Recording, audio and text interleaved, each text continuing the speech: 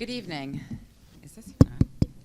We're calling the March 27th, 2024 Town Council Special Meeting Agenda to order at 6:05 p.m. For the town clerk, would you like to take roll call? Sure. Councilor Bordelon, Here. Councilor Gajewski, He's online. Councilor Jones, Here. Councilor McBride, Here. Councilor Merritt, He is unable to attend. Councilor Parker. Here. Councilor Pacino, Here. Councilor Rusk. Here. And Mayor Franco. In attendance. Thank you. Next, we will stand and salute the flag.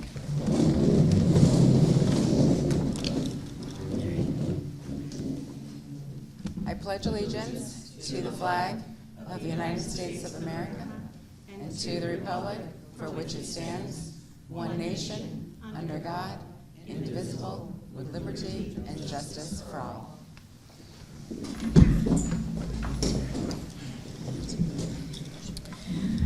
Next on the agenda, we will do an introduction of elected officials, and we will start with Councilor Rusk. Would you like to introduce yourself, and we'll go around the table. Good evening, everyone. Thank you for being here. My name is Jill Rusk.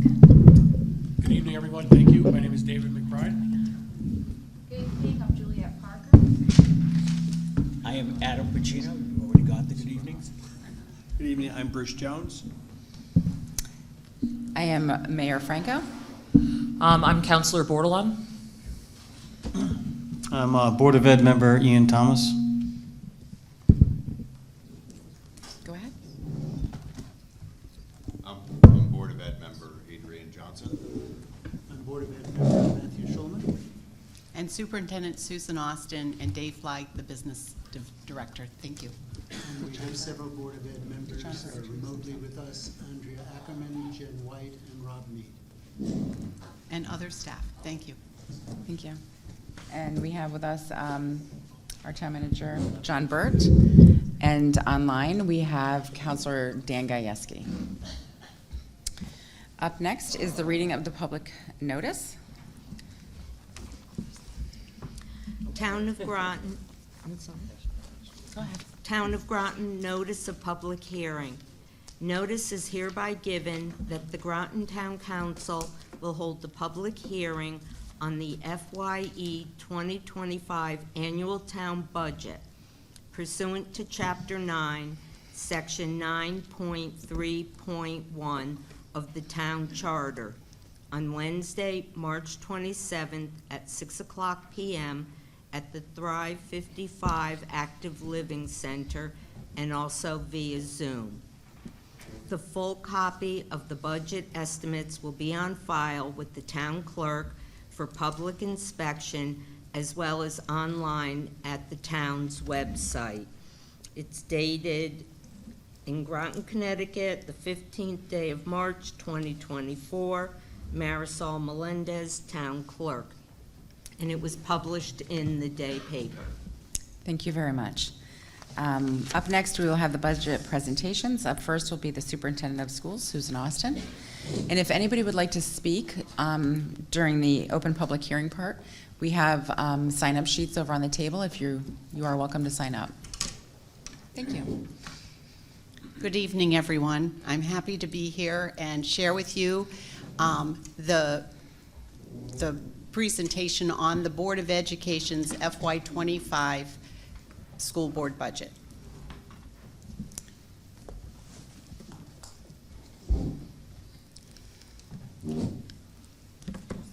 So this is our school board budget. The school board, I have to say, has come together, and we actually started looking at these budget numbers as early as fall as a staff. And then when the board came together, we had some new board members in December, and we really started out kind of bringing them in the fold on understanding the budget, the current budget, and then what we're looking into in the future. They have spent numerous hours, and not only in meetings, but behind the scenes investigating. They asked about 150 frequently asked questions, we called it, and really dug in to see what was happening. So I so appreciate volunteers, like our town council, that go to that, that depth to really find out more and to help support this. So the mission is teaching and learning. It's simple and sweet. We provide dynamic, rigorous curriculum, ensure effective, engaging instruction, and embrace excellent learning environments. And we cultivate an environment of diversity, equity, and inclusion. We're a diverse community. 54% of our students are free and reduced lunch, and 54% students of color. We have a really rich environment, and those diversities really bring joy to us. It's really a phenomenal thing, and I'm going to share with you some of the different highlights of our program. We have several state mandates, and in these state mandates, they are really good legislation. Like the one in literacy for K-5 is really looking at enhanced literacy instruction based on the science of reading, and we're all believers in that, and it's really fundamental, and we've been working on this for a couple years now. We had a Right to Read grant that was about $200,000, and so we've been able to buy a new phonics program and a lot of materials and some professional learning. But beyond that, the state has not provided any additional funding. So this board, in this budget, has accounted for any programmatic needs that we might have. We are always looking to increase the rigor and relevance in mathematics. We have the next generation science standards, which are really important, and really to have our students K through 12 love science and understand it deeply. Then we also are continuing with our International Baccalaureate program. We have the middle years program for all students. We have the diploma program in the high school, and also a careers program. And this program gives kids the solid foundation of rigor and relevance, and we want kids to be competitive and to have access to all of this. It's also tied in with AP and ECE courses, and sometimes we've really found a way to align those courseworks so a child can get a diploma or get an IB credit, and they can also take an AP exam or get UConn credit. We also align our STEAM enrichment during the day and before and after school. We also support our newly established NNDCC. There's lots of people in this community who really wanted this. Portia Bordelon is one of them. And we were looking really since probably 2014-15 to get this. And the next step for this group as we grow this opportunity is to have a JROTC, and that would be federally funded then. So they're doing a great job, the students and the captain. And then we also are implementing a Transition K program. Some of the new legislation has to do with the age of kindergarten, and it's caused quite a stir. There have been news articles about it. And we do believe that children should be 5 with the kindergarten curriculum. It's a Common Core curriculum, Connecticut core curriculum. But we also believe that early childhood education is fundamental to get them ready. So in Groton, we have preschools, pre-Ks, and we have a district-wide Transition K program. We were the first in the state. It was developed by my teachers and, administrators. Really, preschool and kindergarten, and it's been highly successful. Those children may be 4 when they come in, so all those children from September 2nd to December 31st, in this district program, we weren't able to service them all, but the ones that we did service, when they went to kindergarten, they really were ready. So by doing this for next year, for 1 year, and we'll have to see where we go after that, but for 1 year, we'll be able to service our families who really are wondering what are they going to do next year for preschool and pre-K, and they have this opportunity. Either they can fill out a waiver and they could be eligible for kindergarten even if they were born in September or November, or they would have a seat in in transition K, and some might even through an IEP be eligible for another preschool year. So we are really opening the doors to make sure our families and our youngest learners will have a seat at the table and we can get them ready. It's a passion project for me. And then we want to support our elementary magnet schools and our community partners. Our DODEA grant that we received this year had a lot of the partnerships. I was able to actually send out the application today with Shannon Weigel for the 24 DODEA grant, which also includes continued work on some of these initiatives. It really doesn't have a lot of new things. It has mostly the things that we need, including a few tutors in there. So we were able to put some things that we're losing into this DODEA grant. So hopefully, we usually learn in the summertime, and we'll let you know how that comes through. Also, our technology is really important. We've really been able to furnish all of our technology through something called a DOD supplemental grant, and it's really held strong for as long as I have been here, for 10 years. And we've been able to initiate the one-to-one computer initiative for secondary students, and we were able to do it even before COVID. So when COVID hit, we were ready to rock and roll. So, and then the smart boards that we've received, at about $500,000 a year. Now, next year we're uncertain. We're uncertain because what's happening down in, in Washington, and Congressman Courtney came to see us and said, I'm not certain that this is going to continue next year, and we don't know that our numbers are going to be stable. But we have our parents, and they've done a really good job filling out those impact aid forms, and so we have to see if that comes through for next year, but we're not certain. And then certainly special education is really very, very important, and making sure all of our students have access to education and the least restrictive environment. And we take care of children after birth to 3. They come to us the day after their 3rd birthday for preschool if they're identified with an IEP, and then the typical peers come and join them. All the way to the end of their 22nd year. That's also new legislation. So if a child turns 22 during their kind of final year with us, they stay until the end of the school year. So that just means more students that we're taking care of and supporting.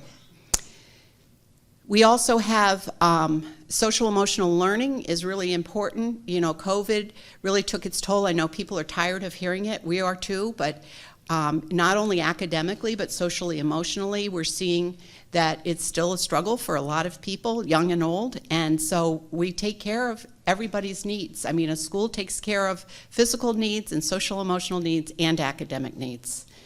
And I can't say enough for my staff who come together and do that work. Also, we have a treehouse program with before and after care, and that's an enterprise fund. It's self-sufficient.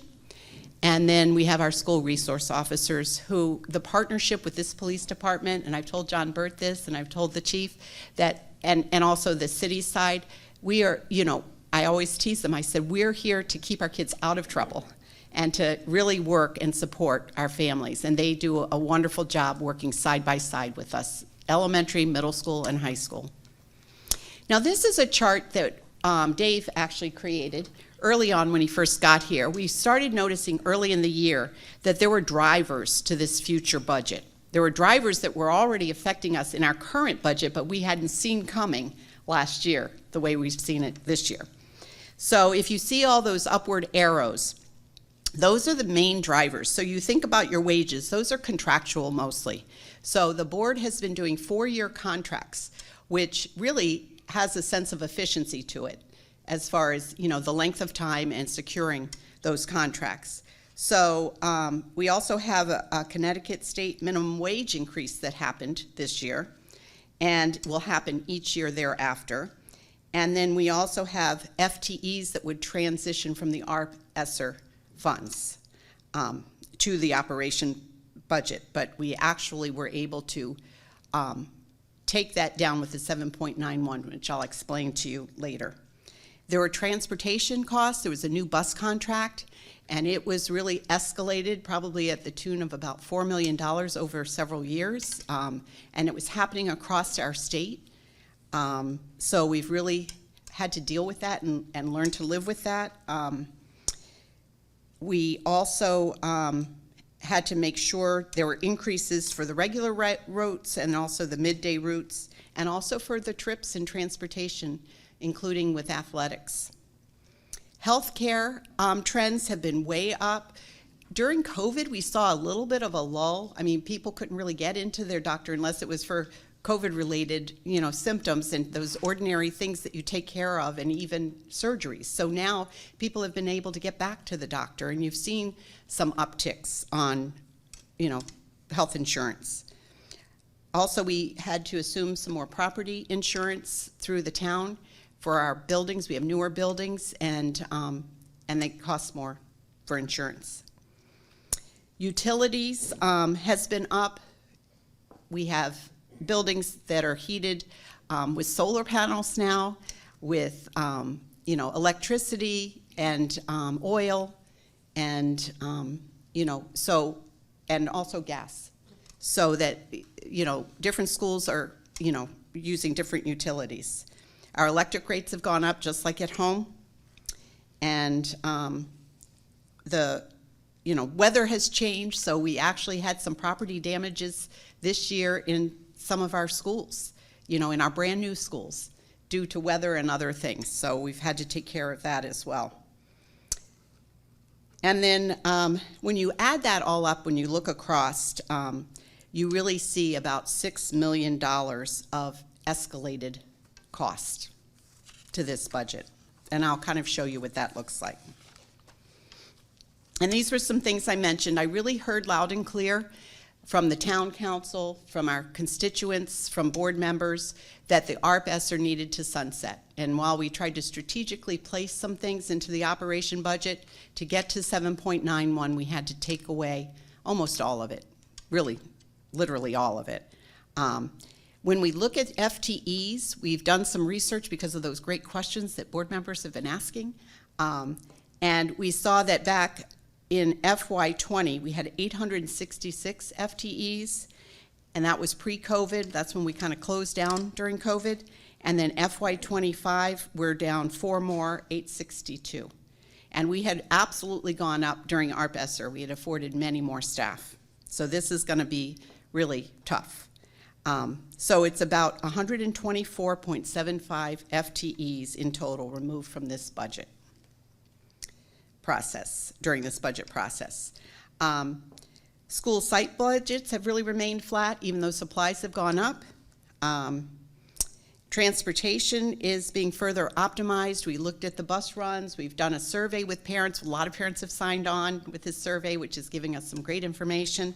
And so we think that we can do some routing changes and try to reduce about 3 buses.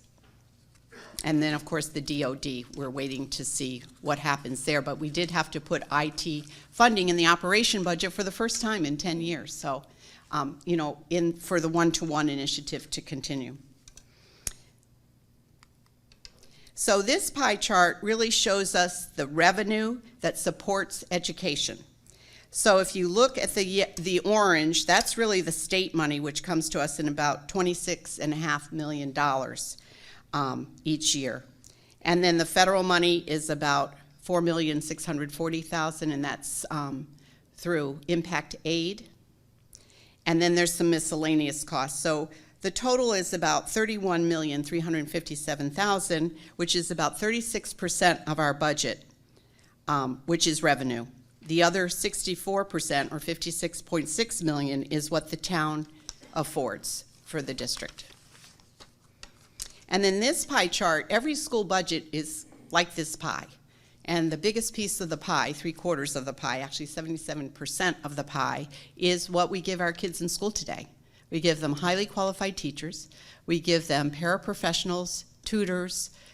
We give them custodians to help keep the place clean, and nutrition, and people who help feed. And so every person in our district is really important to our students and what they get in school. So that is really what we really take care of. So you see that that's the majority of the budget. You also see the orange, which is non-contractual expenses. And, that little sliver. And then you'll also see the transportation tuition. That's the other bigger chunk in darker orange. Transportation, tuition, and insurance. So if you look at salaries, benefits, and that transportation, tuition, insurance, that's the majority. There's only $7 million left for everything else, and that's your utilities, your contractual services, your non-contractual services, your supplies, your site budgets, your programs, your sports. So we've really examined every piece of this budget to be able to see what we can do. We need to continue to run this district and to keep it level service. So I'm calling this a level service budget based on pre-COVID, numbers. And then this next slide is kind of interesting. You can see what happened during COVID. That gray area is what we've gotten from the federal government, and which really helped us during that time. Although that time isn't totally over, but it's going away. So, but we still have a lot to do to take care of our students. And you kind of see that if you look at 25, we still have a good number of competitive grants. If you look beyond, that's just not including all the grants like the one I just submitted today and the ones we will continue. We will continue to look for those grants to support teaching and learning. And then this is the budget, and everybody can find it right on the website and all the details in the budget book. So it is a $87,958,484 budget at 7.91%. And all of those things that you see up there, salaries, wages, benefits, purchase service, property service, transportation, I think the pie chart really gives you the feeling that the majority of that is all accounted for, and there's very little that is a little more discretionary, like site budgets and the needs of the school. And this graph, actually, I had shared with John Burt, and he actually came up with numbers that were very similar to me, ours, which were historic revenue to support education. So going back to 2018 to 2023, between education cost sharing, adult ed, special education excess cost, other things, impact aid is another big one, and Medicaid, all of those things, what we actually budgeted was underneath what we actually got, which is a good thing, but it was to the tune of $10 million in those years. So the town received $10 million over in excess revenue, which really helps support our taxpayers.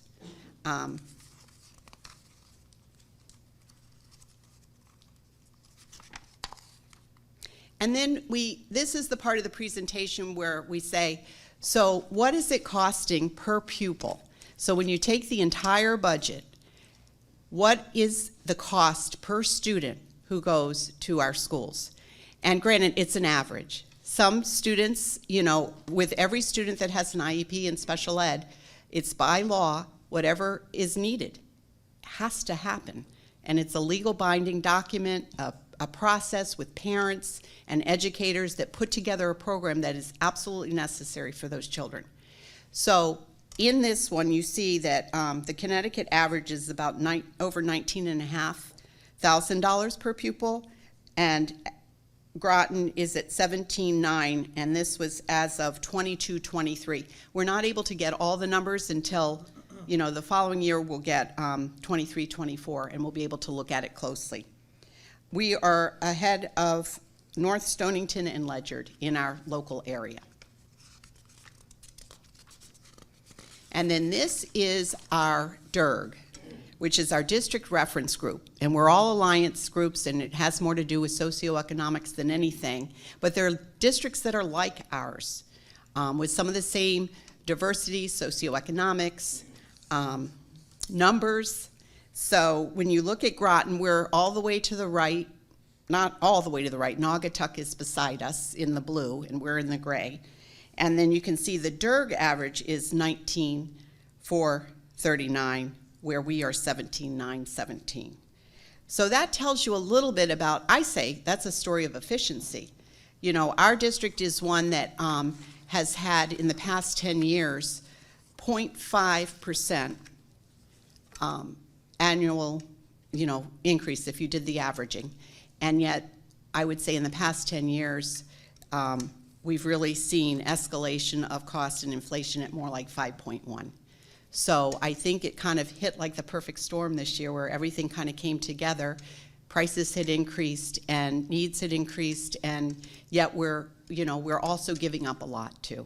So I just wanted to share that part of the budget. There's a lot of exciting things in here. I feel like our district is a wonderful district. I've been here 10 years. I'm a military child myself, and I love this district. I love the people I work with and their students, and I just have to say that the things we're doing, we are really, I think, a star. When I go around the state and present and do things with other superintendents, they're always asking, so how did you get that TK? And how do you get those grants? And what about International Baccalaureate? We're one of 3.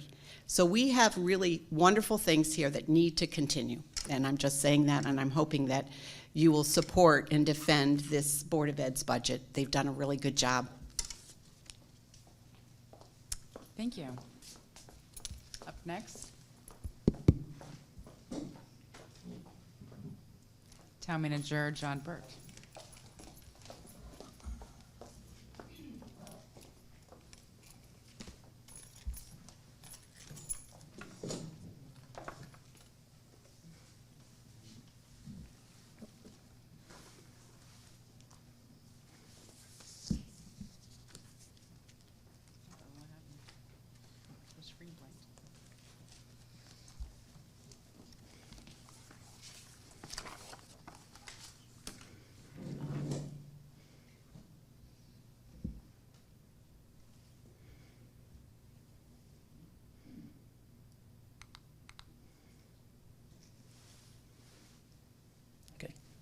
All set. Good evening, everyone. Thanks for coming out. I did receive several calls today asking if we could put this after the public comments because no one wanted to wait, so I will keep this somewhat brief. This will be online tomorrow, this presentation, so you can come to our website, you will find that. First, just a thank you to our town council. They're about to, starting tomorrow night, they spend the next 4 weeks pretty much every weeknight digging into the budget and RTM after that, so it's a lot of work. And they are definitely worth every penny we pay to them.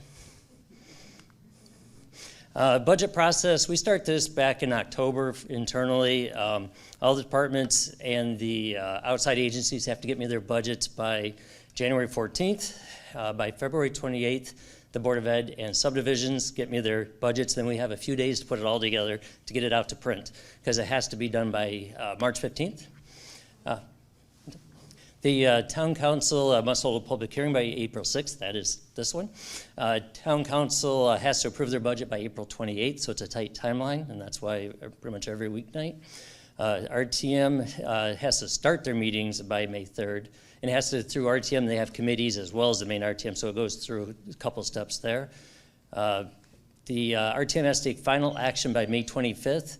And by June 9th, the town council has to be all the way done. They get the budget back from the RTM, and then they just set the amount of fund balance and set the tax rates, and that's the final step.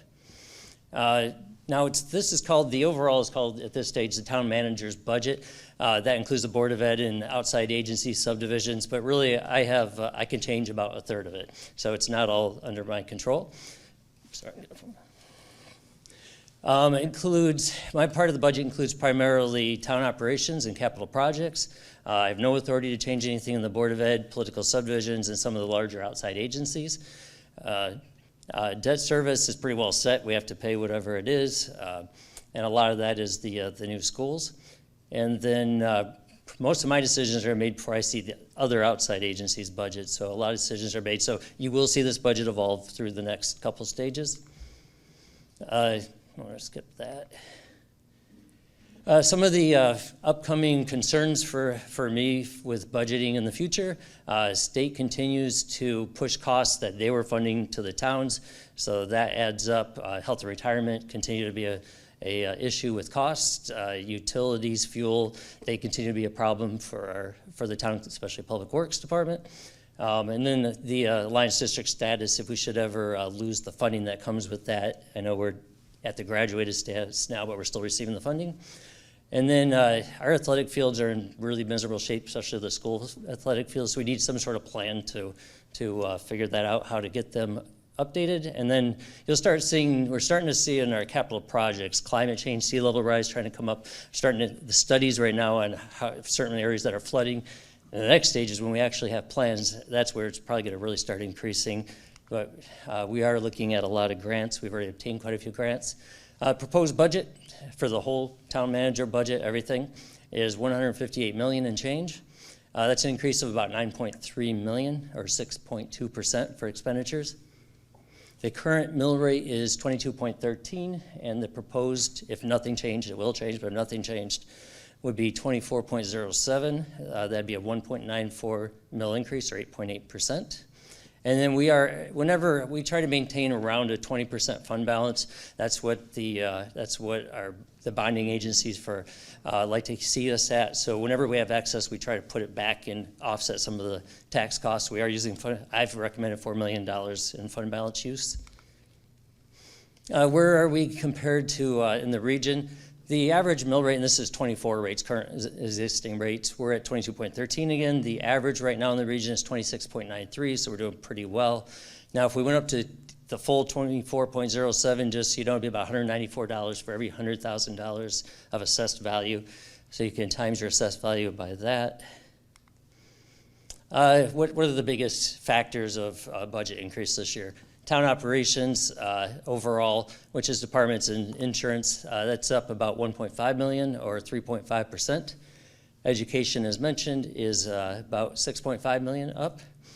Capital debt, capital projects and debt is up about 1.4%, about 200,000. Outside agencies, 50,000-ish. Now, subdivisions are up a little over $1 million. About half of that is fire district pilot, a new way we're providing funds to the fire districts.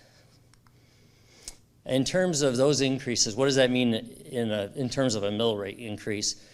If you look at just the departments for the town, that's about 1.8 million currently, 6.5% increase. That's about 0.388 mil increase. Non-departmental, that's the insurances and some of that, that's 0.07 increase. The capital and debt, 0.045 increase. Education is about 1.32 mils increase. Sorry, there's a mils, not percent. 1.32 mils. And then subdivisions about 0.223 increase. By the way, a mill is about little under $4.7 million when you talk about a mill. You can see that graphically here. You can see the largest chunk there in the gray is the Board of Education. Just a little bit bigger, the medium piece, a couple up from that, is the subdivisions. And then you'll see the departments and kind of towards the top right. This just really shows personnel costs right here. About 79.5% of our cost is personnel costs. And that's pretty typical for most organizations. That's usually right around 75, 80%. And so the other 20.5 is everything else, utilities, fuel, everything. In terms of, these are actual department budgets. I can't read them from here, but some of the highlights is voter registration. It's up by about 100,000. I can't read it from here, but about 100. That ebbs and flows because next year, of course, is a presidential election, so costs are going to go up during that, and it'll come back down some likely the next year. Legal services are up a little bit just because we have a lot of things we know are coming, contractual negotiations, that type of thing, mediations. That sort of thing. Public safety is up by quite a bit now. They have about 86 people, so they have a lot of built-in pay increases, but they are also looking at, they requested 2 new positions. I've recommended funding 1, so we'll see if that stays in. Public Works also, they have about 55 people, so quite a few people, and utilities and fuel are the biggest driver besides people there. The Parks and Rec, and most of these are because of people, but Parks and Rec has asked for a groundskeeper. I've recommended that.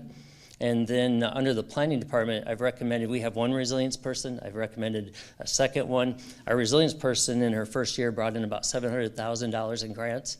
So we think we can, there's a lot of money out there right now, so we want to capitalize on that. This continues on some of the other things. Bottom line is, by the town operations is up 3.5% overall, and then 6.2% for the whole budget. Now going into, no, it's just that. These are some of the other funds besides general fund. I'm not going to go through these. You'll just see them online if you want to when I post the budget. Now, capital projects, I'm not going to go through this, but this is the initial list of requests. It was about $15.3 million in requests. And just, we we had a little bit extra the last couple of years because of American Rescue Plan funds, but we usually spend about $3.5 million. So 15.3 is, pretty high. So going through that, as I made changes, and right off the bat, you have 1.3 million just for roads right off the bat. Out of that 3.5 million-ish that you're usually trying for, you have sidewalk repairs, 475,000 for the roof on the library. So, a few things add up quickly. So I pretty much cut everything not necessary this year. Again, like the police department, we have 300,000 for HVAC work and locker room work, but also 200,000 for two underground fuel tanks to revitalize them to get 10 more years out of them. So that stuff really adds up. A lot of IT work to keep up with that, a lot of IT projects. And then at bottom line is where I'm at right now is about 4.3 million. So started at 15.3, got down to about 4.3. So quite a lot of changes in that. And I did list, people are always asking what roads are going to be done next year. The list is there so you can look at this later. And then in terms of where does revenue come from? Of course, property taxes. 71% of revenue is property taxes estimated this year. About 0.5% from licenses and permits. Revenues from investments, about 0.6%. The state grade in aid education is about 16.9% of our budget. The state grants for government is about 4.1%. Federal grants for education is about 3%. And then a few other small things. And then that fund balance use, if we use that $4 million, that's about 2.5% of the revenues. And then you can just see actual numbers here. Property taxes, again, by far the biggest driver. This current year, we budgeted to collect about $103.5 million. Next year, it'd be, if nothing changes, about $112 million. But I'm sure it will change to it, and the rest small, nothing significant to the rest, little changes here and there. So kind of going back through on the highlights, largest source of revenue is property taxes, $112 million.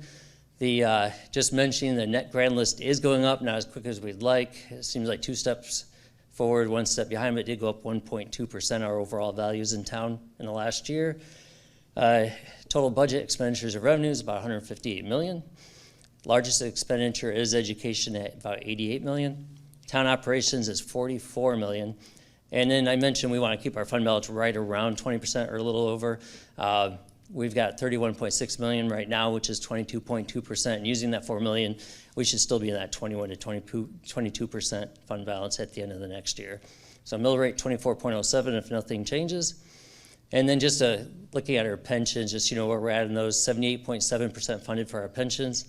And then our other post-employment benefits were funded at 55.3, which is actually very good. A lot of towns don't pre-fund, so we're doing really good on that. So that's all I have. Thank you. Thank you. So we're going to open the public hearing. Yes. And we're going to get the sheets where everybody has signed up. So just a moment.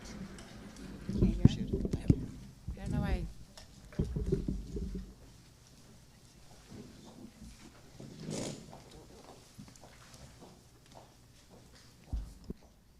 Thank you. Up first, Tom Olson. Please state your name, your address, and limit your comments to 5 minutes or less while addressing your comments to the council. Thank you very much. I'm Thomas Olson, 188 Crosswinds Drive in Groton. I'm here representing the town of Groton Conservation Commission. And my remarks will focus on open space issues that are addressed in the manager's budget. First, on the Open Space Acquisition Fund, this is normally a CIP 8 Bravo. In the past, we've had a request for $25,000 annually. Over the last years, there's only been $10,000 appropriated to that, but we've been able to, through the subdivision process, receiving funds in lieu of land, that has accumulated up to over $160,000. And as such, we support not putting additional funds into that at this time. Additionally, the Conservation Commission has been taking a look at an effort, taking a look at our open space conservation plan that was issued back in 2020, to take a look at the goals in there and see if they're in line with what the state definitions are for open space relative to protected and preserved open spaces. And also 2021 federal guidelines as far as on how much open space nationwide we should have. The federal guidelines is for 30%, using the state's protected and preserved and applying that to the lands that are held here in the town, both state, for the municipalities, for Groton City, Groton Town, Groton Long Point, et cetera, as well as the private things with Avalonia, Ghost, and everything. We come out to about 29.5% at this point. We're basically around 100 acres to go to get to the 30% goal. And as such, we'll be briefing you on more on this later after you finish all your budget things in regard to how should we be going forward, because we still feel that there's opportunities out there that we may want to go beyond the 30% to be able to reach other things relative to climate change, because one of the biggest factors in mitigating the climate change things from a nature-based perspective is open space, and particularly forestation, and being able to support that in the long run. Secondly, the other area we want to comment on is Parks and Recreation. In their budget lines, they have established an open space manager over this past fiscal year. We fully support that, and as a result of that, that's been built into the budget, and we will greatly support maintaining that and the additions as they were shifted around. There's a one FTE increase, and we support having that and maintaining that in the manager's budget. So I appreciate that, and thank you very much. Thank you. Larry Dunn? Good evening. Larry Dunn, 91 Crosswinds Drive, and I'm here today as the chair of the Conservation Commission. And since this is a budget session, I'm going to talk about money, which is probably different than you expect me to talk about. So let me start off that over 7 years ago, when I started on the Conservation Commission here in Groton, my thrust was advocating for increased open space, improved recreational areas, improved quality of life. Sounds nice. That was then, and this is now, and our focus really is on climate mitigation. And you know, the town manager showed that in his chart at the very bottom, and it'll probably wind up to be the largest expense this town is going to see when you look out over the next 10 plus years. What I mean by that is that when we talk about budgets, that the investments and budgets spent correctly on protecting and stewarding open space will reduce future budget spend. And I'll get into that a little bit, but the thrust of this has been from the conclusions from the 2023 Intergovernmental Panel on Climate Change. And when we create our budgets, what I'm calling is we really need to think about the economics of conservation, which is something that, quite frankly, never crossed my mind 7 years ago. But I'm going to give you some numbers. Now, this overall change has led to a new approach out there in the world of conservation called climate smart stewardship. And what that is that the evidence from the aforementioned government panel was the evidence that natural climate solutions can deliver 30% of the climate mitigation that we need. And I'm not going to spend the time here to get into all of that, but it also is the lowest cost of all the approaches. So it's, from an ROI point of view, it is the best investment we as a, I guess, globally, nationally, and locally can make. And to that point, to date, federal and the Connecticut state has authorized for Connecticut $200 million over the next 3 years to specifically incent private landowners, and primarily around here, that's Avalonia, Gosa, and a few others, to develop and implement forest stewardship plans. And not just the planning, but then, I'm going to throw out the B word, there will be billions of dollars spent in climate change mitigation over the next decade. And some of those funds should and must be available here in Groton. And I think that if you look at us on a map, you can understand why on our little peninsula with heavy waters in there. And I'm going to talk a little bit about that later. Now, given that, the Conservation Commission has made stewardship our #1 priority. And as Tom had mentioned, we support reducing the open space acquisition budget to 0, but we support the increase to $197,000 of the budget for Parks and Rec stewardship and restoring the MS4, I love acronyms, Municipal Separate Storm and Sewage System Program, compliance program that the state has mandated through the originally requested amount of $262,000 for full year 2025. Why, you might ask? All right, I'm going to tell you why. 3 reasons. First reason, based upon our recent history, and the town manager has also alluded to this, for every dollar that we spend on stewardship in our budget, we can get back at least $2 in state and federal funding. So is it an expense or is it an investment? So you need to think about that. Second, looking in the near future, and I know driving down the roads, I got diverted around or stopped from going down certain roads. Flooding that I've been here 25 years, I have never seen flooding on some of these roads. So, and it's not going to get any better, folks. It's going to get worse. So we're going to have to fix those problems with our stormwater systems, and we're going to require creative solutions. One of the examples is Yukon Clear, another acronym, Center for Land Use Education and Research. So they take a look at overall at the state. I added in my input to you an attachment which shows the Groton data, which identifies that about 46% of our land area is what they consider requiring mitigation based upon deep criteria. So it means we're going to have to do something, and we can't really wait because it's going to get worse and worse.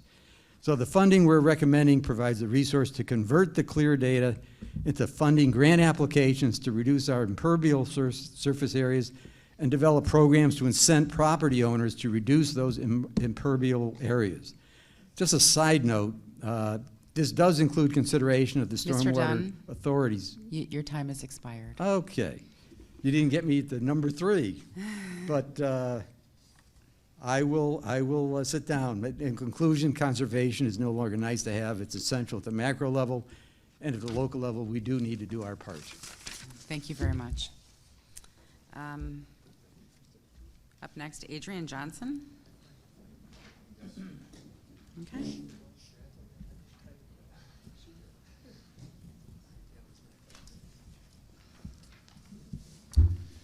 Hi, my name is Adrian Johnson. I live at 4 Haley Farm Lane. To be clear, I am a member of the Board of Ed, but I'm speaking as a resident. I'm not speaking on behalf of the Board of Ed.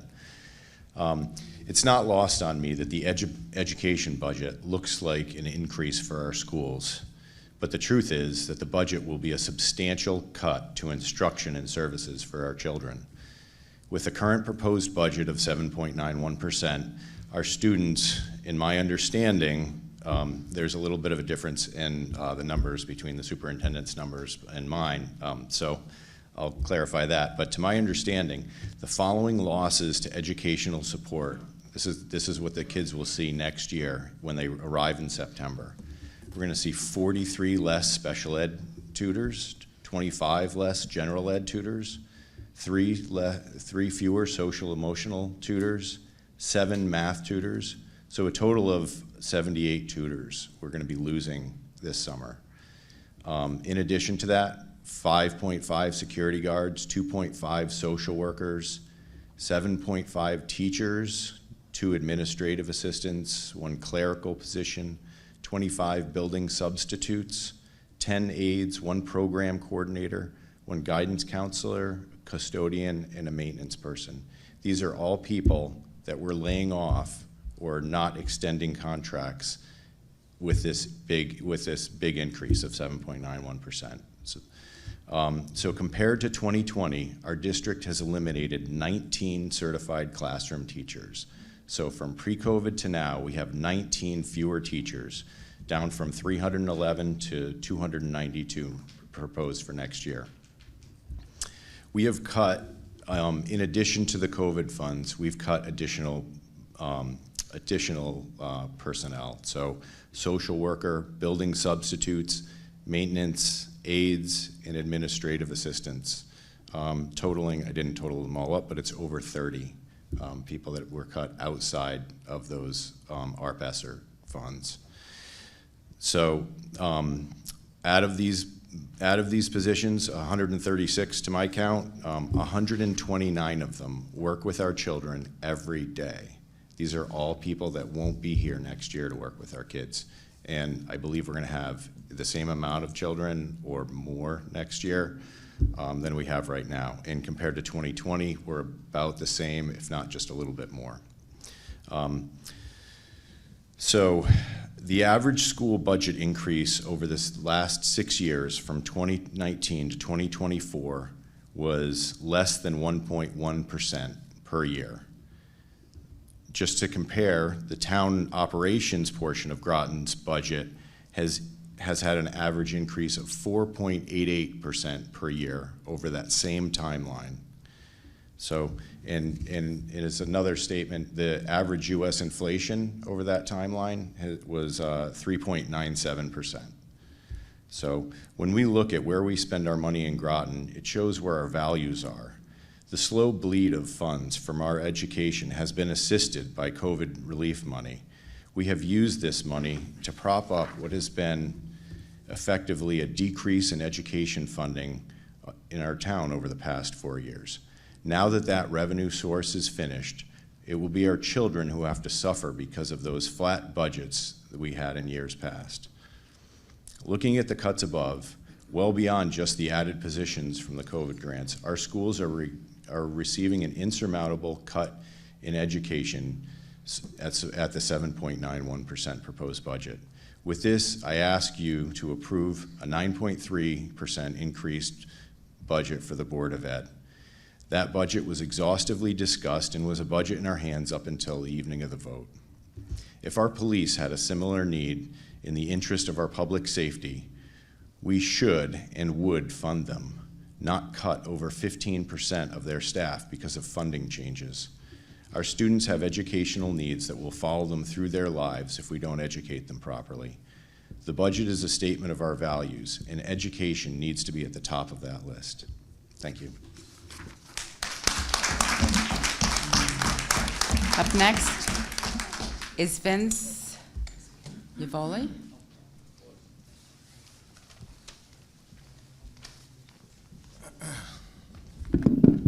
It's hard to follow, Adrian. That was good. Good evening. My name is Vince Yvoli. I live at 8 Orchard Lane. Right off, I would just like to say that it's unfortunate that this meeting is scheduled at the same time as the Bandapalooza tonight, an event taking place at Fitch. I'm sure I'm not alone when I say I would rather be attending my son's concert performance, and I presume many others who are active in the community and education are not here this evening as a result of this conflict. In any event, I'm here this evening to support the education budget. I've been attending or listening in on the school budget meetings over the last several years, and I was also, I've been always surprised at how the district administration was so proud to put forth these 1% annual increases. And also that we spend less money than everybody else around in the district in this area. And now this has all come back to haunt us, really. We need to step up. Our children will suffer the consequences of all these proposed cuts that were pointed out by Adrian for the next year. And this budget is still way short of where it needs to be to adequately staff our schools and support our academic excellence. I implore the town to approve this budget and to try and find other funds to cover the shortfall of educators for next year and it invests in our children who are the future of Groton.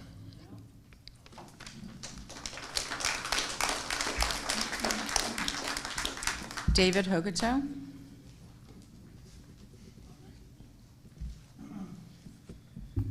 David Hogato, 210 High Meadow Lane.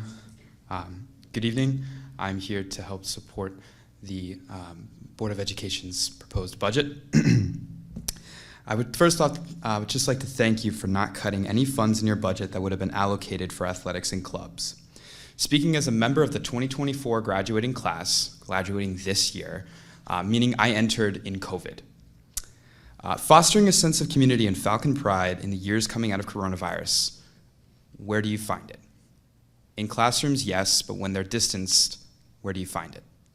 You find it in athletics and in clubs, the extracurriculars that will always withstand no matter how many years go by. You're going to continue to have these sports teams. You're going to continue to have these places where kids can go outside of a classroom to connect and meet new people. By connecting our middle school and high school in terms of clubs and programs to get them involved earlier on has had a significantly, and I believe, a significant positive effect on their high school career. There's a strong connection between academic performance in the classroom and extracurricular activities. And skills such as leadership, problem solving, and time management, let me be clear, these are life skills that are not just to be put on a resume or to be put on a college application, but something that we will continue to use throughout our lives until we die. Along with that, we also develop relationship skills, things that we can do outside of the classroom and become more comfortable in our own communities that we get to develop, that many kids, that I shouldn't say many, but there are children who don't get to have these types of communities outside of school. So by being able to give them a place where they can explore their strengths and learn of their weaknesses, you're able to have a better, well-rounded student. Thank you for your time and letting me represent my Falcons with pride. Thank you. Ian Thomas?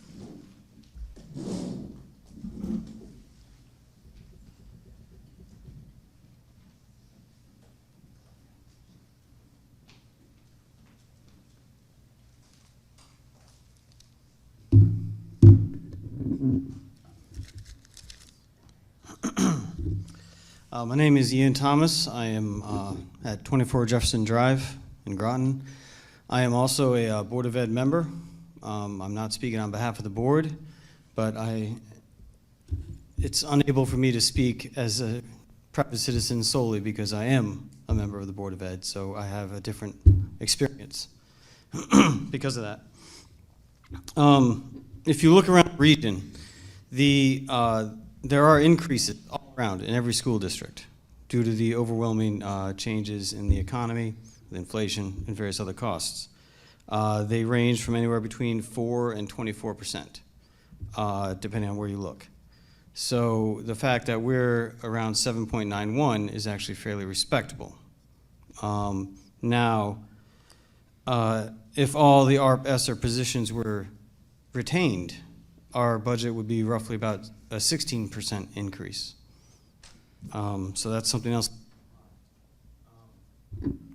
So while anyone who has been tracking the Board of Ed meetings will probably know that I have some profound concerns with certain allocations and adjustments that have been made in order to get to the 7.91. That is within the purview of the Board of Ed to figure out how we finally adjust those numbers. That's between the Board of Ed and the superintendent and the administration to figure out. For the town council, the vote is relatively simple. You're looking at a simple number of a % of increase, and the question is how much.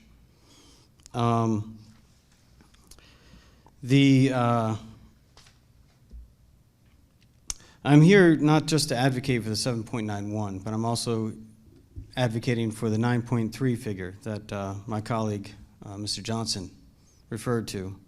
That was a number that we had come to after many rounds of deliberation, and it would allow the board to retain some positions or recreate some positions that would mitigate the impact of the loss of the ARP-ESSER positions. It would also allow the Board of Ed to better support athletics and activities, as mentioned by one of our students, and especially the inclusive ones that are, accept everyone and there's no cuts, like marching band, fencing, track and field, and the NDCCC, or for clarity's purpose, the NJROTC, which we should remain firmly committed to as a Navy community. All right? That opens up doors of opportunity that I'll speak on in the future. We need to value, the Board of Ed budget represents an investment in the children, in the future of this town, the state, and the country. We need to value the school district as much as we do public safety personnel. We need to consider the schools as the front line of public safety. A well-educated, well-supported youth population creates a safer community overall, as well as serving as an attraction for folks looking to live here, looking for places to live, to invest, to develop, or to explore adaptive reuse opportunities. So if we're looking for economic development and opportunities to develop, we need people. What draws people? Families with children. We need good schools. So, this is an investment in that community.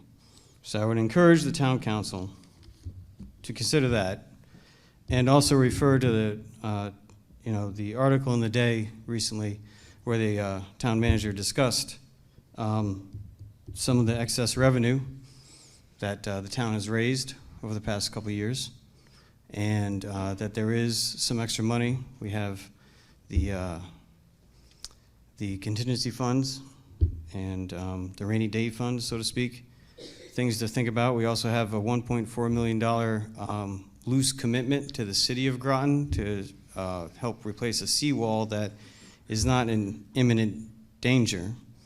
The facade is crumbling, but not the structure. And there's also other sources for funding for that, so perhaps that's something we could recall. So, again, I don't want to reiterate the numbers that Mr. Johnson went over, but I urge you all to review the recording when the time comes and take deep note of those numbers. Thank you. Thank you. Up next is Kristen Earls.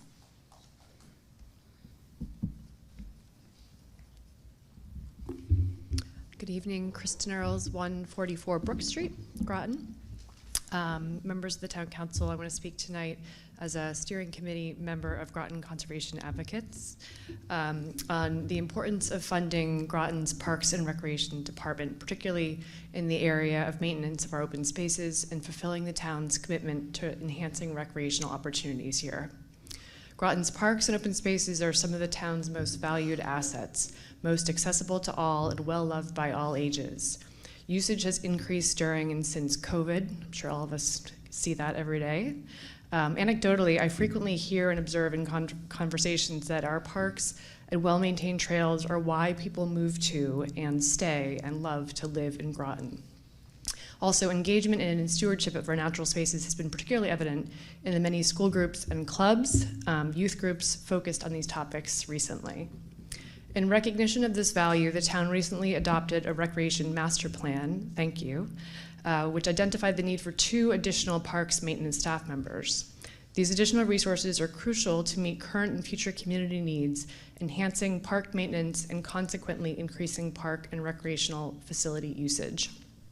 In the last few years, the town has added additional park properties, including Maple Glen and Wolfbrook, an ecological gem that should be made available to the public soon if its trail plan can be staffed. The beautiful Sassacus Nature Preserve next to the Kolnaski School is a rare and wonderful wild open space on the west side of Groton, open to the public but largely inaccessible due to insufficient funding and staffing needed to finish the trails and provide signage. A bit of practical context that I found really useful, a bit of information. In communities with populations ranging from 20,000 to 999,000, we're on the higher end of that, The median Parks and Recreation staff count is 10.7 per 10,000 residents. The lowest quartile is 5.6, and Groton it is just over 6 when the golf course staff is sort of taken out of that equation. So in net-net, we strongly encourage the council to please support the town manager's proposed budget for Parks and Rec increases in the proposed funding level. Thank you. Thank you. Up next, Natalie Billings.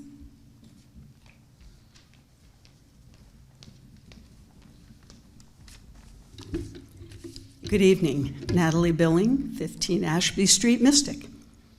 Hi, everybody. I've sat where you sat, and I'm feeling your pain, because it's going to be a tough year, no matter what you do. I'm here to share some big picture thinking that I've been doing about the budget. Now, the whole budget's only been out for a week or so I've only had a little bit of time with it. You've only had a little bit of time with it. But the budget requested requires an 8.5%, or I heard earlier tonight, an 8.8% tax increase. That's a big ask for taxpayers in any one year, I think. I'd like to see that reduced to a 4 or 5% increase, but how? The knee-jerk, simple approach would be to say, well, the education budget is asking for almost 8%. The town's only asking for 3.5%. Just bring the school board increase down to 3.5%, and we're good to go. But that's a flawed approach. I don't support it. It doesn't take into account the past recent years. Last year, the town operations part of the budget increased 7.8%. Basically what the schools are requesting this year. And last year, the schools received 3.5%, like what the town's requesting this year. So basically, you could look at it as they flip-flopped, and that seems kind of fair and balanced. But you look further back, the school budget has only increased on average 2% a year for the last 6 years, and yes, that includes the next year's big ask. The town increased 4.7%. Now, in fairness, the town increases include the cost of building the new schools. So we have to take that into consideration. But still, the fact that the schools managed 3 years with 0% increases and 2 years with tiny increases of 1.25% and 2.25%, that's astonishing in my experience over 30 years. How did they do that? I think it was from the savings of closing all the little schools. And of course, it was from the influx of the ARP money, thank you. But that's done. So if you don't just cut the school budget down to a 3.5% increase, what do? I don't have any easy answers, and I don't think you're going to find any easy answers either. I think it's time for us to have a hard conversation that at some level we've been avoiding. Groton has a revenue problem. The town's grand list is not growing enough. And without that, there's only 2 choices every year when you face budget time. You either raise homeowners' taxes 8 to 10% every year just to fund current existing services, or you cut staff and services. And you say no to any and every new idea and project that doesn't generate revenue. You know the list that's floating around out there. People want an aquatic center. People want a community center. Let's raise the streets to deal with flooding. More athletic fields, a town green, more parks and trails. They're all great. We all want them all. But there's a big problem. We're not generating the revenue to pay for all of those. And unless you're going to ask taxpayers to pay 8, 10, or more % every year, I don't know how we're going to do any of those if we don't have more growth, economic growth here in Groton. Understand, I'm not saying I personally can't afford big tax increases. I'm fortunate. I'm not speaking for myself, but I think we all know there are people in this town who are struggling to hold on to their homes, and we have to take them into consideration as we try to figure out how to balance all this. I think we're at a crossroads. The town and schools are well run. We can't generate enough revenue to make up for the flat funding from the state. We're not going to get more money from the state for education. In fact, as mentioned, we're at risk of losing millions of dollars in the near future in state funding for education. That's never been part of the kind of picture in the past. Part of your job as counselors, and what I'm asking, your job partly is to help the public understand the problem, help the staff understand the problem, the unions. No, we cannot keep being as generous as we have been. No, we can't do everything that everyone would like. I'm a huge supporter of education. That's why I got involved. I want to give every dollar to the school system that we can possibly give. Time has expired. Okay, thank you very much. I just hope you can have some hard conversations with every group who comes to you asking for money and help them understand our predicament. Thank you very much. Thank you. Up next is Dana Parfit.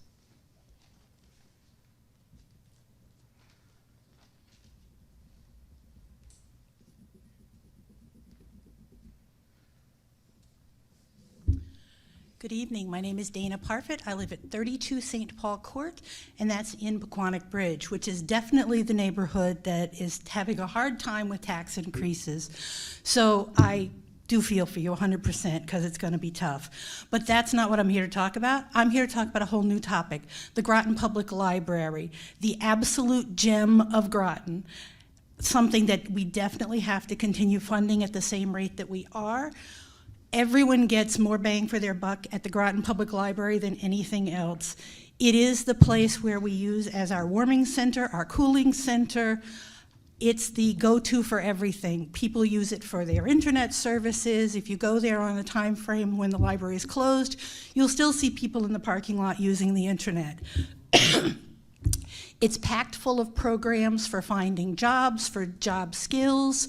Our students use it for absolutely everything from a teen center to their tutoring services. And the programs that are being offered at Groton Public Library, you can't find anywhere else. There's just wonderful programs. And the greater fact is we record our programs so that then people can still see them again another time.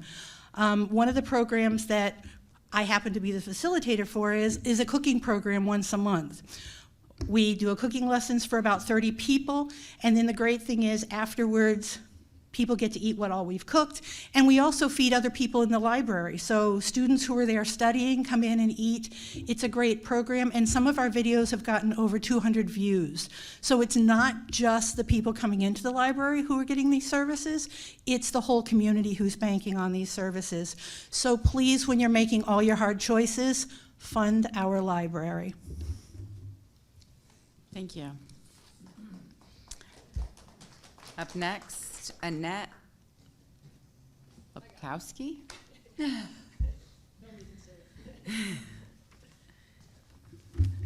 Annette Lapkowski, 253 Thames Street. I'm happy to hear tonight that further adjustments will be made to this budget. A 6.2% budget increase is shockingly high in light of all the other rising costs. The tax rate would increase by 1.94 mils. Overall, I think mills are confusing, but breaking down the math, it equals more than an 8.7% increase. I have never received an 8% raise at work, not for lack of trying. The cost of basic necessities are up across the board. So please tackle this job thinking thrifty. Faced with inflation inside my own home with no increased revenue, I have to trim my expenses. We must all look at the other side of the ledger and not just increase costs for the residents, but also reflect on where we can harvest savings. Pushing more costs onto taxpayers only adds more uncertainty in these trying financial times. Groton is a spectacular place to live. We deserve the best financial management from our town officials. Start trimming instead of taxing. Thank you. Thank you. Up next is Vanessa Genthaus.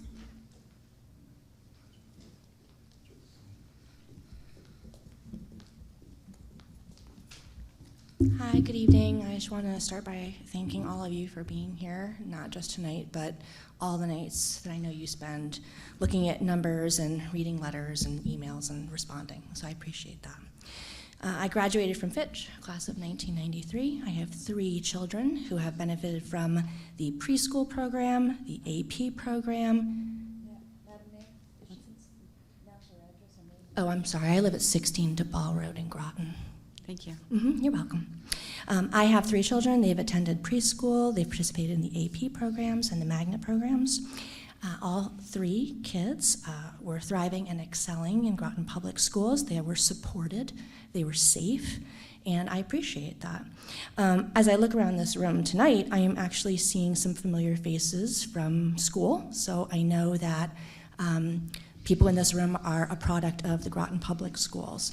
And I think that more than anything should be the focus of our discussion about the Board of Ed budget. We're not just educating children. We are educating our future leaders. We are educating the people that are going to be in this room in 20, 30, 40 years. So not spending the money now will shortchange us in the future. We need our leaders in our community to be well educated. And I really hope that you will all consider that when you're looking at all these numbers. Our family, along with many other homeowners in the area, experienced, for our family, it was a shocking increase in property taxes 2 years ago. So I do know that property values increase, and with that came an increase revenue from property taxes, real estate taxes.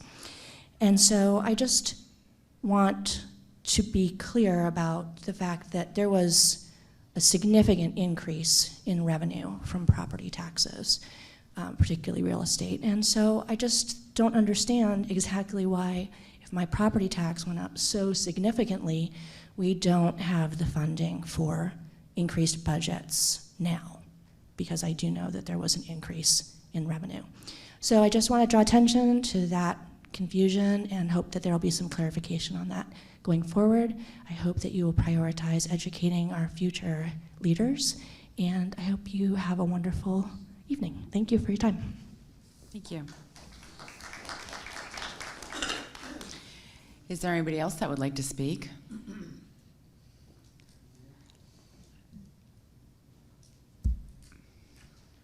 Come on up, Miss Leanne O'Brien.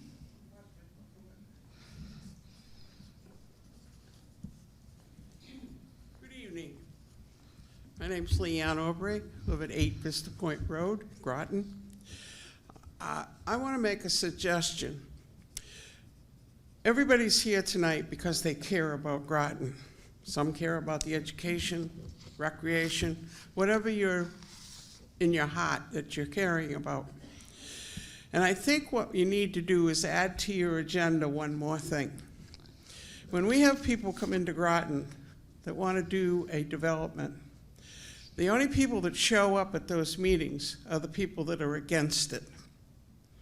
You need to take on the responsibility of coming in and encouraging development to happen in our town.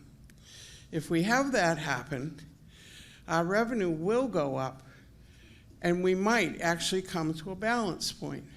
But you can't come in with just your passion about it. You got to look at, what can I do? What can I do that can help change this? And what you can do is get behind development. Groton is so far behind any other town around here. You go to any town and you're going to see just unbelievable growth, especially in housing. And what do we have? We have one project. And we started working on that easily 10 years ago. And developer after developer that came in have been discouraged to the point that they walk away. We've lost some wonderful development opportunities because somebody didn't want it in their backyard. So they got a group together, they put out information that wasn't true. They just demolished the interests of the person that wanted to make Groton grow. So I'm asking you, as you see things coming up, that there's a possibility for growth, go to those meetings. Don't watch it at home, because you gotta come in and say, we're interested in looking at it.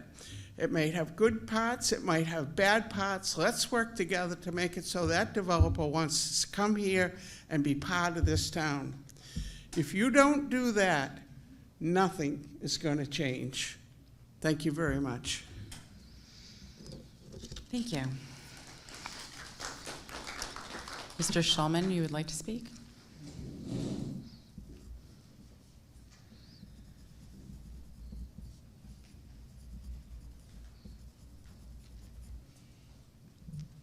Good evening, councilors. I'm Matthew Shulman, 15 Valley Road, here in beautiful downtown Groton, and I'm a member of your Board of Education. An honor to be. I prepared a sheet today I was going to read, but I wanted to be last because, as I did last at our joint meeting with the RTM, I spoke only at the very end. I waited till the end so I could listen, consider, and then modify what I wrote. When we got together last month, school board members attentively listened to counselors individually and collectively respond to the superintendent's proposed budget. We heard that on the one hand, you clearly recognize that in Groton, as with districts across America, COVID's academic, social, and emotional impacts on our children, who lost a full year of in-person instruction and socialization, particularly amongst the youngest kids, the kids who were not in preschool, who were not in transition, who were not in kindergarten, who were not starting in first grade. They lost a full year of socialization, which is still reverberating in the schools, though we notice each year it gets a little bit better, but there's still a lot to go. At the same time, you expressed individually and collectively some disappointment and discomfort with Groton schools retaining any of the temporary ARP-ESSER positions and told us, quite politely though, to eliminate them. And that was a shock to me. As some of you were shocked that we had a budget that was as high as it was, that we were asked to give up everything was a shock to me.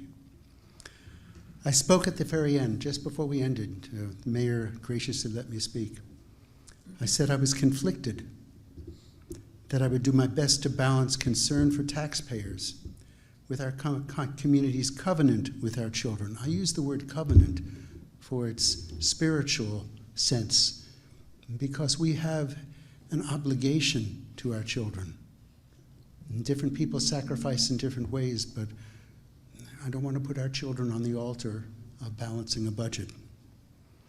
We wanted to ensure our covenant with our kids to ensure that each and every child and young adult can master academic requirements, prepare themselves for post-secondary professional training and employment, and also learn what we euphemistically call soft skills, such unimportant things as civic responsibility and fiscal financial literacy, so that they can make wise choices and not be pawns to commercial advertising. But I won't go on that horse right now. Despite my reluctance, our reluctance, and our fears, we can count to 9, and we saw the political imperative of really paying attention to what you told us to do. And we had a lot of robust debate. I don't think there was a single member of the board, Republican or Democrat, who wanted to do what we did. But we bit the bullet, and we did exactly what you asked us to do. We eliminated all ARP-ESSER. Figure I have is a little bit different from the figure that Adrian read. I'm not going to go through it. I was going to tell you how many of this class and how many of that, but he's already done that. You don't need me to reprove it. We talk about basic necessities being high, whether you go to the Big Y or Johnson's Hardware or the Spot or the Drawbridge ice cream store or a shoe store. You know, when hamburger is $6, $7, $8 a pound, your choice is eating it or paying the price. That's education too. We have to pay the price. And I'm not quite sure, I'm not smart enough to tell you how we go about doing it, but I regret having voted for this budget. I really wish I had declined. In retrospect now, 2-3 weeks, I wish I had voted no, along with one of my colleagues. Not maybe for the same reason, but with one of my colleagues. I want to respond to some of the comments I've seen on social media about our bloated academic budget. Over the last 5 years, our budget's had an average annual increase of 1.5% compared to the national inflation rate of 3.9%. For the last 10 years, our school had an average 0.5% annual budget increase compared to the inflationary times nationally of 5.1. Okay, how did we do that? Zero budgets, fractional budgets, and it felt good at the time. But with all due respect, I think there was some short-sightedness, and I don't know how that's water over the dam, but understand that we're inheriting the wind. We're all in agreement that education is expensive. It's the largest item of Groton's budget, as it is for every locality in our country. Mr. Shulman, your time has expired. Well, thank you. I'll get a copy of this to the town clerk, and thank you very much for your courtesy. Wait. Mr. Perla, did you want to speak?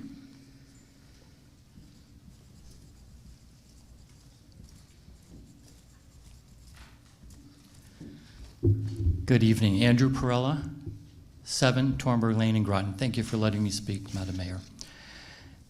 What are we all talking about tonight? We're talking about passion. We're talking about our passion to make our town great. I want to disclose I am on the RTM and I'm on the Education Committee, and I was on the Education Committee in the past.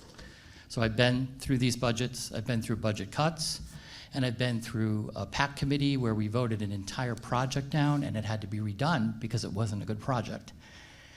Everything that everyone said tonight, from Natalie Billing to Leanne to Ian to Adrian, Matthew, all of you have very good comments because we don't want to see even further cuts.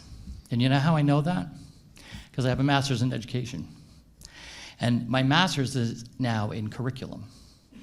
So everything that Mrs. Austin or Dr. Austin said is correct. You can't go much lower now because you're going to have staffing issues that are going to seriously impact the students. And I'm strict on budgets. I'm a liberal moderate, but I am pretty conservative on finance. I worked in banking also. But this budget is a bare bones budget. One of the things that we should probably tap into is having a review of other parts of the budget. And I know it's difficult. We depend on that state money. We depend on the federal money to have staffing, increases in building, maintenance, and all these things that are going to make our town great. The only way we can do it, we're going to have to come collectively this year. It's going to be a very, very tricky year. We have a presidential election, state people being elected, and et cetera. You all should be commended for doing what you're doing volunteer, because to sit here 3 or 4 nights a week in Board of Education, that's like a love from I don't know what to do that. And I'm going to tell you a quick story because I know the time is limited. My grandmother was a 3rd grade teacher in Waterford. She taught in all the systems throughout Connecticut. Nice little Irish woman. Little Irish Italian here. When she taught one year, they didn't have enough money for heat. So she went to the superintendent and she said, Mr. Capello, I must have heat to teach. Well, guess what happened? The next day, there was heat. This is what I'm trying to say, is that these are basic things that we have to have. Never mind the intricacies of the curricula that we need for the greater curriculum to be and make it greater. It's very difficult this year. I don't know if you're really going to be able to cut more without even serious side effects. And I don't usually, I'm like, I want to see line item. I'm really strict on that. But I'm not going to speak for the RTM because I will be reviewing it and budgeting it. But I do have concerns about that. The other one quickly is the environmental impact.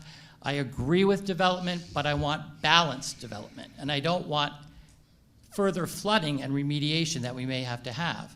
So we've pleaded, neighborhoods have pleaded. Now we're going to have some businesses up there. The town is doing great things with trying to get development in the old properties. This is good. This will bring revenue. Don't put all your eggs in one basket with certain employers. So we are on the route to that, the route, but we're not going to see those results possibly for 2 or 3 years. As Mrs. Austin said, it might take next year to see where we're going to be at.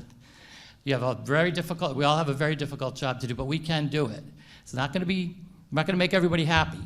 But I really am concerned about the staffing issue. I think that's going to be quite serious. Thank you for listening today.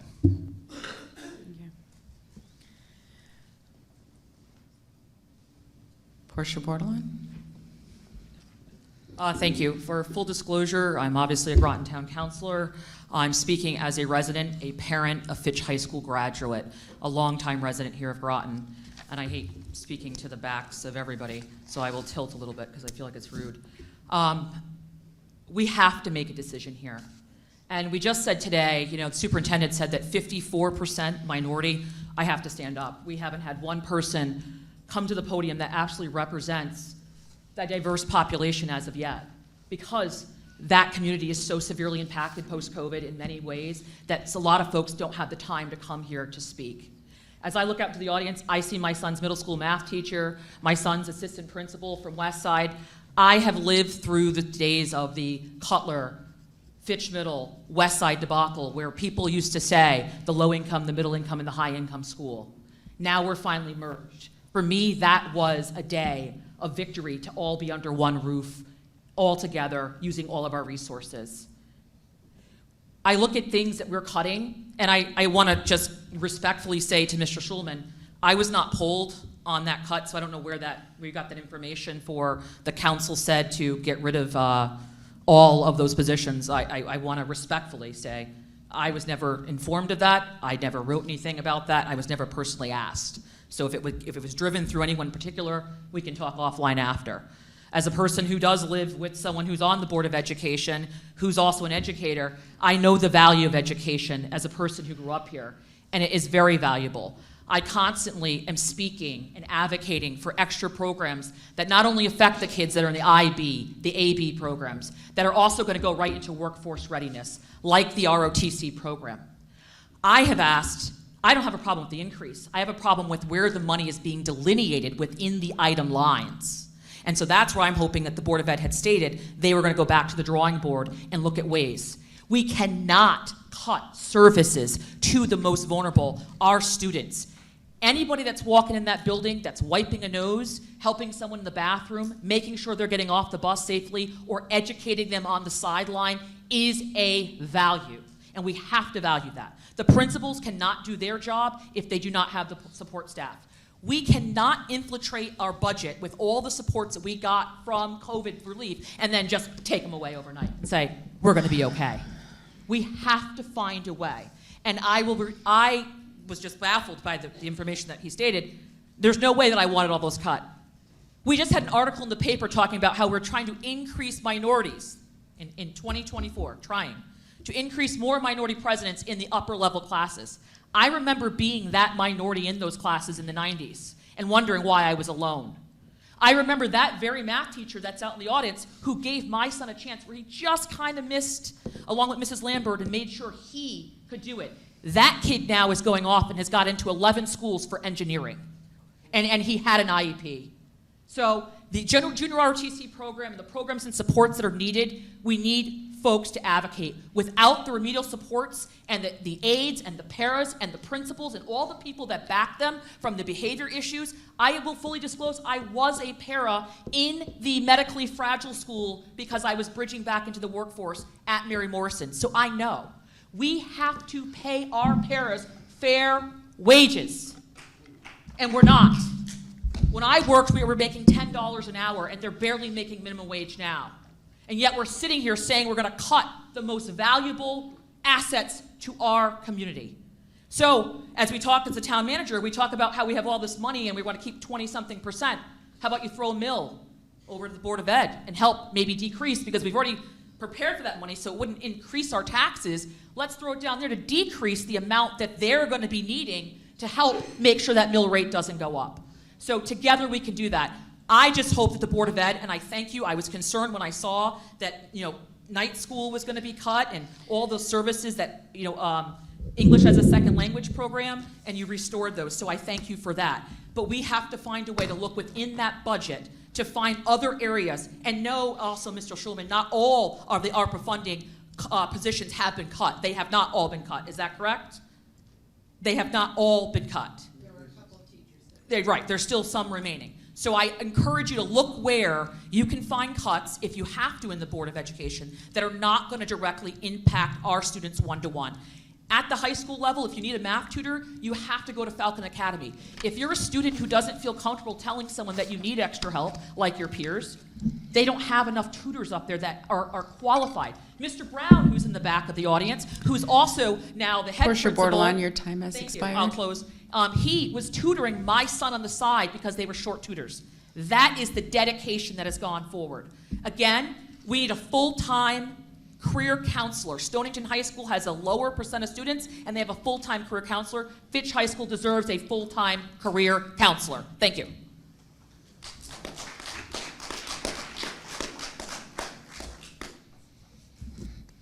Is there anybody else that would like to speak? Come on up, introduce yourself, name and address. You have 5 minutes. Thank you. My name is James Mitchell. I live at 47 Boulder Court, Mystic, Groton. I've lived in the community for over 50 years, and I must admit that I am also a former employee of the Groton Public School System. And as I listened to the hearings, I didn't think I'd get here on time, but I listened to the hearings. I couldn't find a way to raise my hand because I think I wouldn't be able to chat. So I'm rushing over. I apologize for my dress. As a former educator, I must say that I sat at these meetings for over 30 years in this same area, focusing on the same subjects. All the speakers have been great in terms of advocating for the board, and as you suspect, I am a parent of graduates from Fitch High School. I've dedicated my life to Fitch High School, Groton Public Schools, as did my wife and my children. So I'm here to speak in support, and I know it's late, of the Groton Public Board of Education. Superintendent Austin, as I listened to her go over the program highlights, I'm just very proud of everything we've accomplished up to this point. And I ask you to not go with the 7.91%. I ask you to reconsider and see where you can increase the budget for the Board of Education, because this is our future. You've heard all of these wonderful presentations, and I feel I didn't have to say anything, but then I found myself not able to stay home after 30 years of listening to these meetings. And so I'm here to speak in support of Mrs. Bordelon's statement, her husband Ian's statement, and all of the statements are right on target in terms of what we need to do for the Groton Public School System. And that is really the difference between 125 FTEs and 129 FTEs. I don't know how that happens, but it really focuses on the impact that COVID has had on our community. Our students are suffering. This whole issue of looking at our per pupil expenditure and looking at how we compare to the area is not good at all.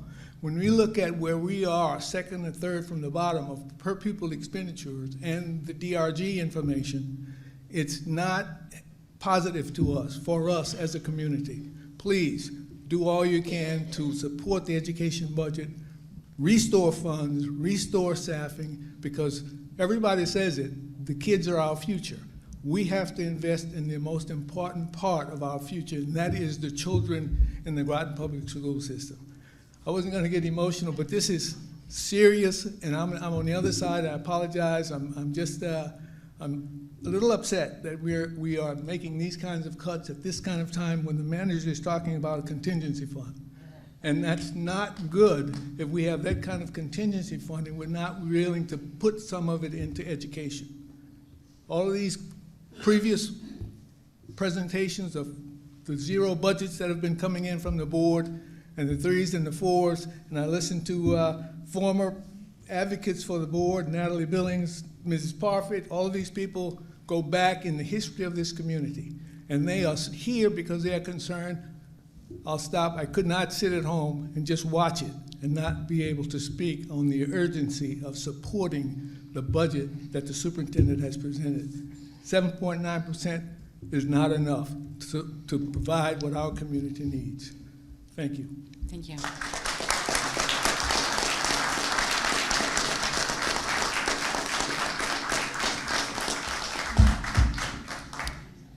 Is there anybody else that would like to speak? Come on up. I'm nervous about this. We decided just to come because I seen that Groton Public School put it out for us to come. My name is Sanjay Sesho. I Name live and at address. 32 Quincy Court at Pequannock Bridge area, but I'm on the other side of the cuts. My kids been in Groton Public School since I got here from Hawaii. Miss Denise Doolittle knows me very well because my second to youngest son, he was in the special education department, school where he was getting the supports and everything he needed. He's 22 now. He wouldn't be where he is now, working at McQuaid's, having the conversations that he's having, managing his bank account, if it wasn't for his para, the speech therapist, everyone who had a part to play with him. Just like right now, my youngest is in school and he's had probably like 6 different paras in like 1 year because they kept quitting or leaving or getting cut, and he needs a one-on-one. Like, I don't understand what the problem is with like supporting our educational system, because that's what we need. I mean, look at everybody that's here today went to school to be who they are. So school obviously is very important. You can't just, wake up one day and be like, oh, I'm gonna be the mayor, right? You gotta go to school, you gotta do things to get there to do it.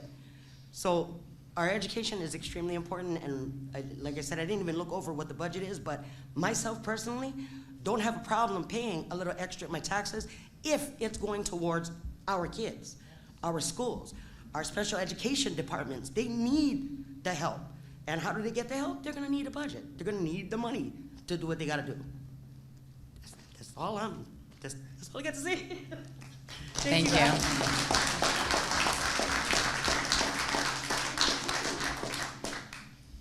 Would anybody else like to speak? Come on up. Introduce yourself and please tell us your address.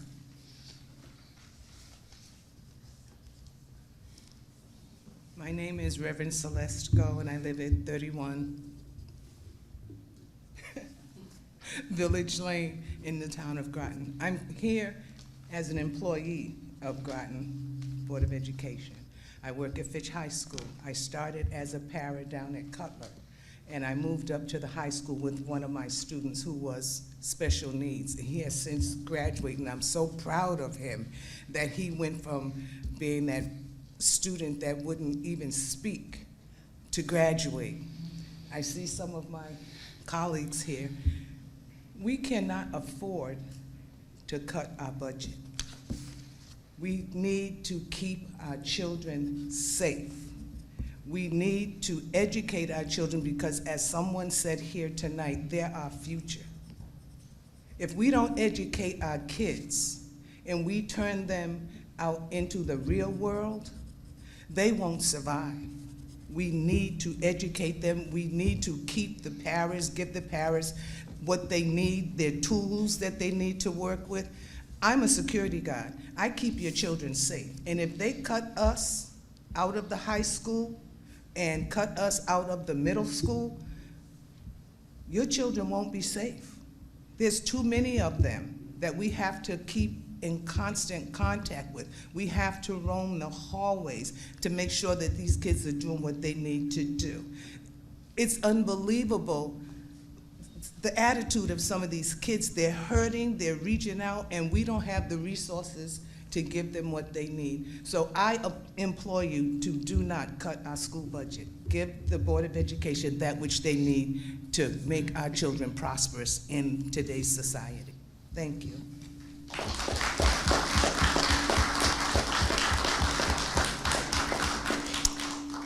Anybody else like to come up and speak?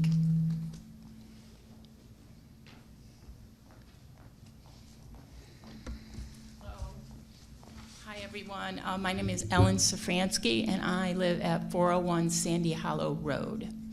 I just moved there about a year and a half ago, but I've lived in Groton for 35 years, and I have 6 children. 4 of them have graduated from Fitch already, and they did not have IEPs, they did not have paras, they were in the AP and IB programs. Now, my last 2 children both have Down syndrome, and they do have IEPs, and they have paras, and they have tutors. I stayed in Groton. I decided to stay in Groton because of the school system, because I knew I was going to need the support that Groton had given me. I didn't know it was going to go away. And now I'm hearing this tonight, frankly, just taking care of the kids and having 2 with special needs. I'm not up on the numbers, but I can learn. And so I think I need to pay closer attention, because I might have made a big mistake staying in Groton, right? If they're going to lose pairs and I'm going to have to be calling the school. I've been told I'm a great advocate, and I try hard to make sure I know what's going on at the school, because they are short pairs. So if there's not a para for a kid, that kid won't get a para. And the parents won't know that if they're not asking. So I ask a lot of questions. So I'm shocked to hear all of this. I'm new with the numbers. I just am here to support the higher number for the budget. We can't leave these kids high and dry. And some people talked about passion. This is more than passion. It's just the right thing to do, is to fund this budget. It's just the right thing to do. Thank you. Thank you. Anybody else?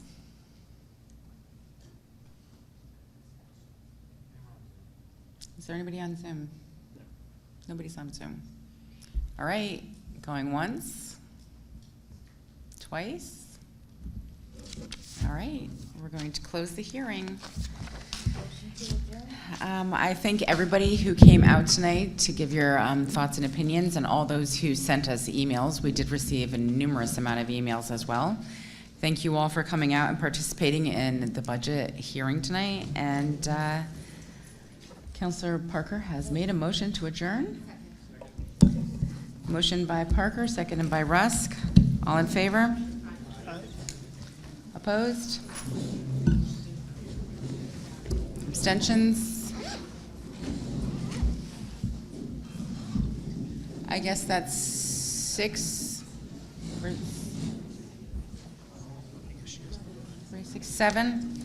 I'm sorry, 7-0, and Councilor Bordelon was not here for the vote. Thank you.